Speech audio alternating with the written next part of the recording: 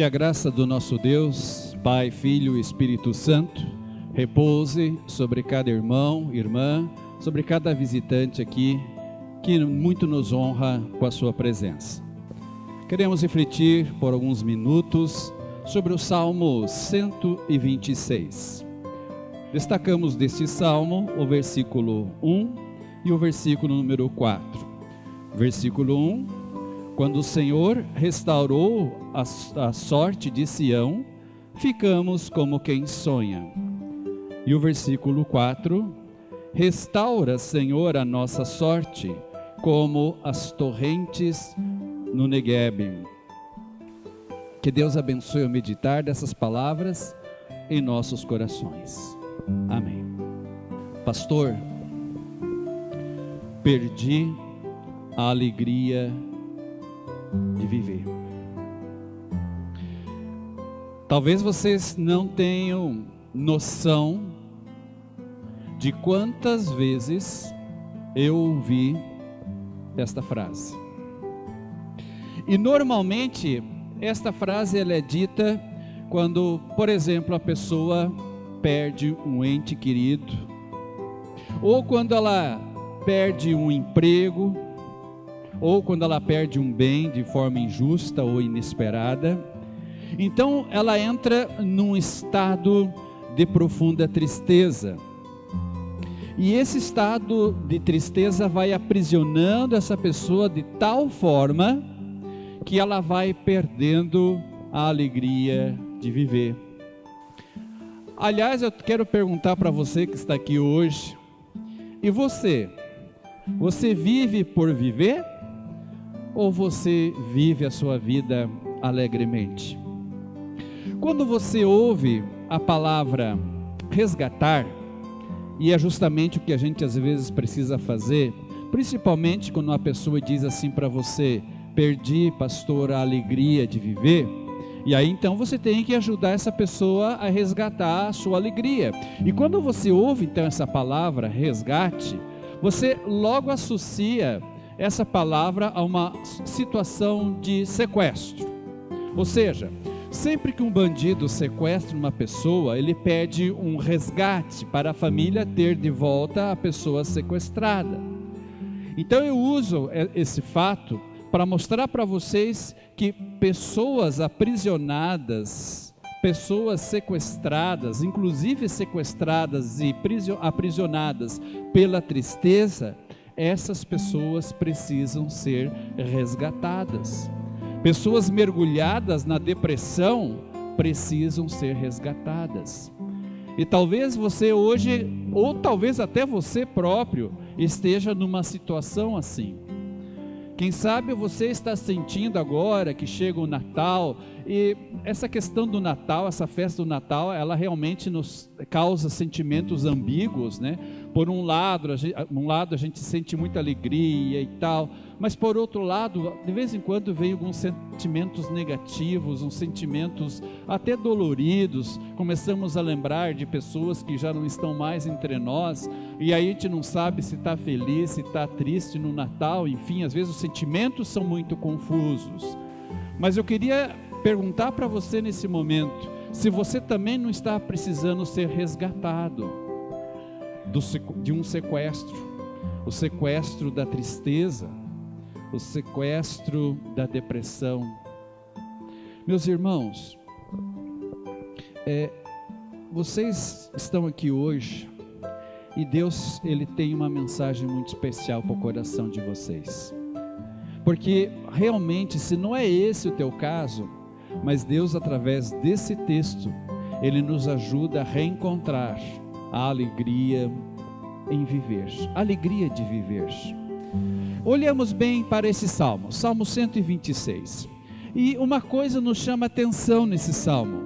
Veja ali no versículo 1, nos é dito que o Senhor restaurou a sorte de Sião.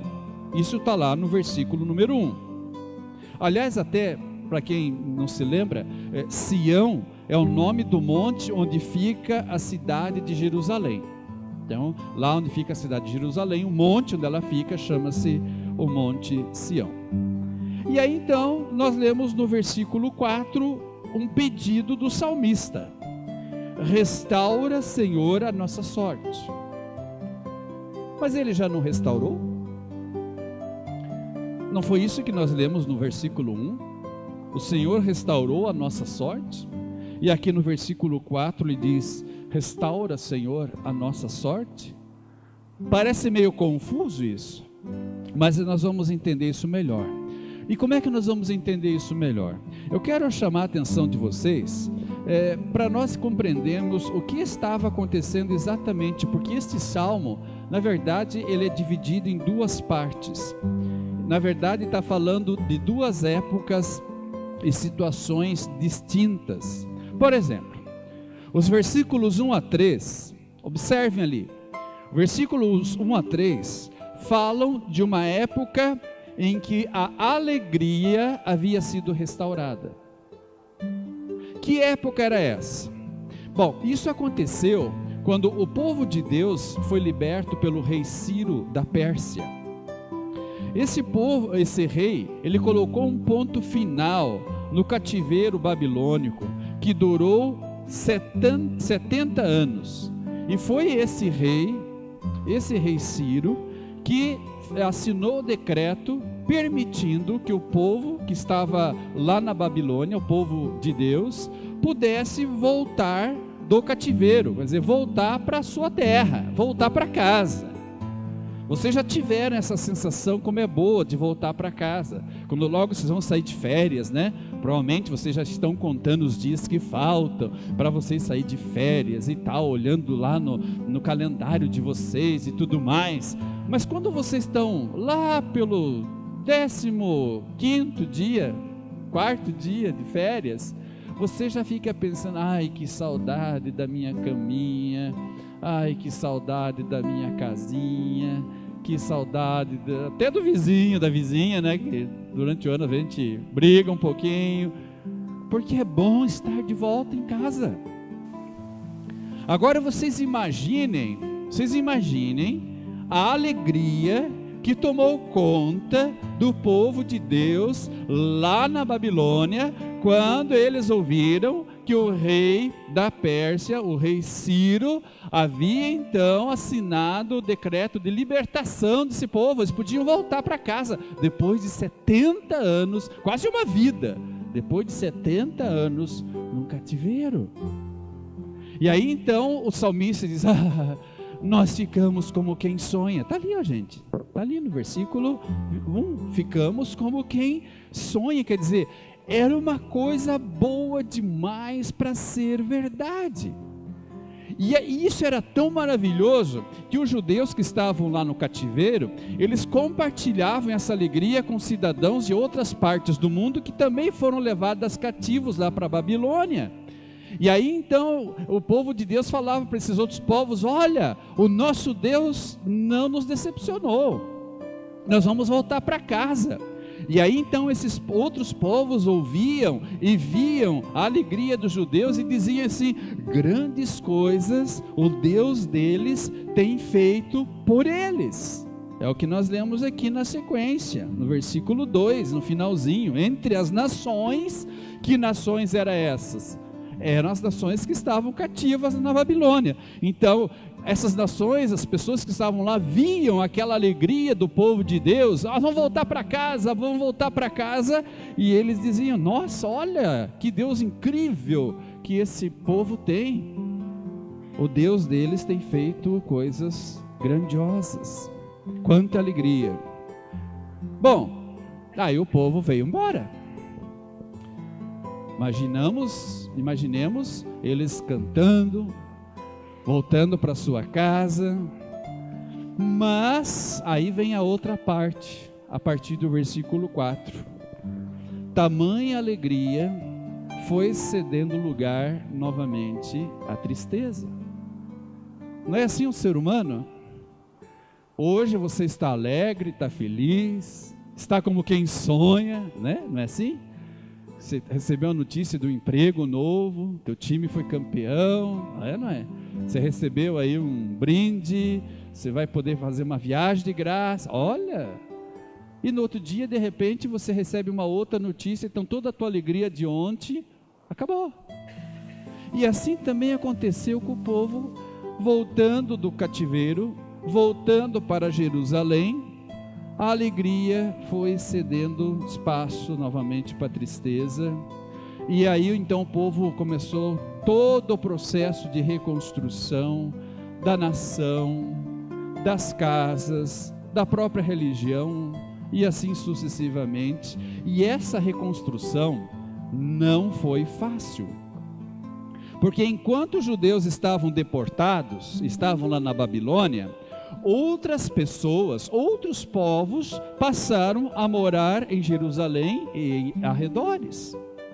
E é claro que essas pessoas que estavam morando lá em Jerusalém não gostaram de ver os judeus voltando de onde eles estavam, lá do cativeiro, para a terra deles. Não gostaram de ver os judeus mobilizados na reconstrução de suas vidas, de sua nação e de sua religião. Inclusive o livro de Esdras e Neemias nos contam que os povos ali em volta fizeram de tudo, mas pensem vocês, tudo que estava ao alcance deles para dificultar esta reconstrução. Falavam inclusive mal dos judeus junto aos persas, a quem os judeus estavam submissos, tinham que pagar altas taxas e tributos aos mesmos, então a pobreza era muito grande, e os povos ali fazendo fofoca do povo judeu aos persas. Além disso, também o que aconteceu? Muita gente não quis voltar, quis ficar lá na Babilônia. E os que voltaram foram se acomodando com o tempo. Começaram a reconstruir suas casas, reconstruíram-nas, construíram suas casas, e a casa de Deus, o templo, foi sendo deixado de lado. Ninguém estava pensando em reconstruir o templo, porque o templo ele foi destruído pelos babilônios quando esses levaram o povo de Deus cativo lá para a Babilônia. E aí então o templo ninguém dava mais bola. É que nem vamos imaginar aqui, né? Nós de repente fomos deportados, nosso povo de Deus. E aí depois de 70 anos, nós e os nossos filhos, mais para os nossos filhos, né? 70 anos é tempo pra caramba, eles voltaram. E aí então, eles vão reconstruindo a vida deles, reconstrói o comércio deles, reconstrói a casa deles, casa boa. E a casa de Deus vai sendo deixada de lado. E quando os profetas viram que o povo estava muito acomodado, os profetas começaram a levantar a voz e dizer: pera aí gente, como é que é isso? Vocês têm a casa de vocês, estão reconstruindo a casa de vocês, e o nosso Deus? Como é que fica a casa dele? E os profetas deram uma chamada, mas não era só esse o problema também. Além disso, o povo que voltou, alguns voltaram casados com pessoas de outros povos, e justamente esse casamento misto fazia com que também alguns dos judeus começassem a olhar com bons olhos a prática da idolatria, que era a prática do seu cônjuge, quer dizer, a pessoa com quem havia casado, ou lá na Babilônia, ou mesmo na volta. E aí então começou a própria idolatria a adentrar novamente na vida do povo, e os profetas falaram: gente, vamos acordar. Por que nós somos levados cativos? Por causa da idolatria. Agora nós vamos incorrer no mesmo erro, no mesmo pecado? Vocês estão malucos? E os profetas então começaram a chamar o povo ao arrependimento. E assim a coisa estava ficando feia, ou seja, estava difícil. Eu só fiz um breve resumo. Então os povos vizinhos, quando estavam assim, viam o povo de Deus construindo, por exemplo, os muros em volta de Jerusalém, o povo de Deus, eles tinham com uma mão fazer o trabalho e com a outra mão segurar a arma para se defender. Tamanha era a ameaça sobre eles. E aí então você sabe, né? No começo e tal, tudo vai bem. Mas quando o tempo vai se estendendo e o problema vai se agravando, se aprofundando, então o que vai acontecendo? As pessoas vão desanimando. Não é assim, irmãos? Não é assim? As pessoas vão desanimando. A reconstrução estava sendo mais difícil do que o esperado. povo começou assim começou a deixar-se se abater pelo desânimo, pela apatia, quer dizer, as dificuldades haviam sequestrado novamente a alegria dos judeus. Então esse povo precisava de novo ser resgatado do cativeiro, do desânimo, da tristeza, da desconfiança em relação à vontade de Deus. E aí então, como é que faria isso? Como é que esse povo voltaria a ser alegre? Como esse povo resgataria a alegria deles de viver? Porque eles não estavam tendo mais alegria de viver. E aí então o salmista nos dá a deixa. E aí nós olhamos novamente para o versículo 4 em diante. Porque quando começa o versículo 4, é uma outra época. Ou seja, existe uma separação de tempos entre os versículos 1 e 3 e entre os versículos 4 e 6. Os versículos 4 e 6 são colocados numa época de dificuldade, quando o povo já está de volta, vivendo toda essa situação de dificuldade, digamos assim, tribulações, nessa tarefa de reconstrução da sua nação, da sua religião, de suas vidas. E aí então, o que o salmista faz? Ele diz assim: Senhor, restaura a nossa sorte. O Senhor que já restaurou a nossa sorte uma vez, lá na Babilônia, restaura mais uma vez, porque muitas coisas precisam ser feitas ainda. E assim então, essa oração é feita. E ele usa até uma figura interessante. Observem vocês ali no versículo 4: restaura, Senhor, a nossa sorte como as torrentes no Negueb, né? O Negueb é uma região deserta, que passava a maior parte do tempo seca. Então os riachos, os ribeiros daquela região ficavam secos e a terra rachava. E aí então, quando chovia lá nas montanhas, chovia muito lá, vinha toda aquela inundação descendo montanha abaixo, e aqueles ribeiros se enchiam de água, e essa água então voltava a irrigar o deserto, e ali então, no meio daquelas terras áridas, a vida brotava. Coisa fantástica. Só que um pouquinho antes disso acontecer, as pessoas tinham que plantar, mesmo que o terreno tivesse seco. Imagine você, irmão, você olha assim em tua volta, você só vê secura. Você sabe que vai chover lá nas montanhas, uma hora vai chover, na época certa vai chover, você espera, né? Você sabe que vai chover, muito bem. E aí você vai pegar a sua ferramenta, vai preparar a terra para o cultivo. Você que é do sítio, você sabe o que é bater uma ferramenta num chão seco, duro. E aquele povo então, eles tinham que preparar a terra enquanto a terra ainda estava seca. Então nós podemos dizer que eles semeavam em esperança. E aí então, enquanto eles semeavam, as lágrimas vertiam. Por que vertiam as lágrimas? Porque eles não tinham certeza, eles não sabiam o que iria acontecer. Eles não tinham plena convicção se de fato naquele ano as águas desceriam e fertilizariam a terra novamente ou não. Então era um semear em fé e esperança. Então o que o salmista faz? Ele diz: olha, vocês estão vendo? A mesma esperança que vocês têm quando vocês vão lá cultivar, plantar no meio da terra árida, vocês têm aquela certeza de que Deus vai honrar, Ele vai vir ao encontro seu. Todo ano Ele faz vir chuvas sobre os montes, Ele não te decepciona, Ele não vai deixar de nos ajudar numa situação tão difícil como essa que estamos vivendo hoje. Queridos irmãos, quando a gente começa a olhar para esse texto, E eu acredito assim que muitas pessoas também, como eu disse na abertura da nossa conversa de hoje, muitas pessoas estão perdendo a alegria de viver. E quando nós estamos assim no meio de uma situação muito triste, é como se você estivesse num buraco, ou seja, um poço.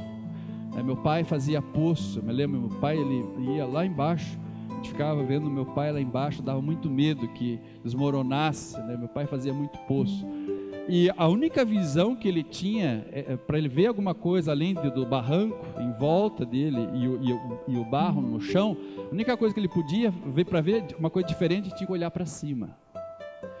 Você sabe que isso é uma lição para a vida da gente? Quando você olha de um lado, olha do outro, olha para baixo, você não vê uma situação melhor, você não vê como sair daquela situação, não vê maneira disso acontecer. O que a gente faz? A gente precisa olhar para cima, para as promessas de Deus.